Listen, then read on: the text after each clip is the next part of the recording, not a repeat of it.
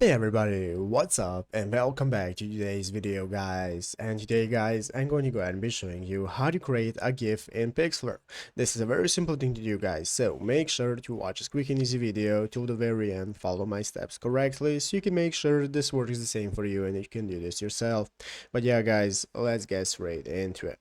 So the first thing you want to do is go ahead and open up the official Pixlr website right here, pixlr.com if you haven't already, and after opening it up you'll be greeted by this main page right here, which is the home page of Pixlr where we can get started with logging in. So in the upper right corner we have the login option. We can go ahead and create a new account if you do not already have one, and after logging in we can get started with opening up the photo editor. So we can go ahead and open up the photo editor right here on the home page by clicking the option right here. That's going to open up this new menu where we can get started opening up the image that we want to create. I have already my image right here, so I'm going to go ahead and open up my image, and now let's say this is the image that I want to go ahead and turn into a GIF.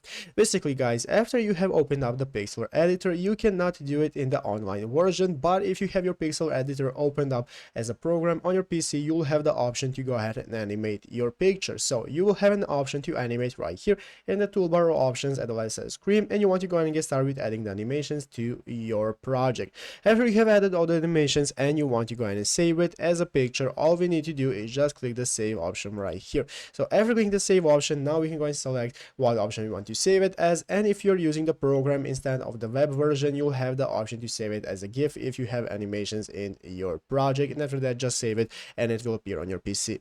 But yeah guys, basically that is how to do it. So I hope this video was helpful. If it was, make sure to leave a like, subscribe to the channel. So guys, thanks for watching, take care and bye.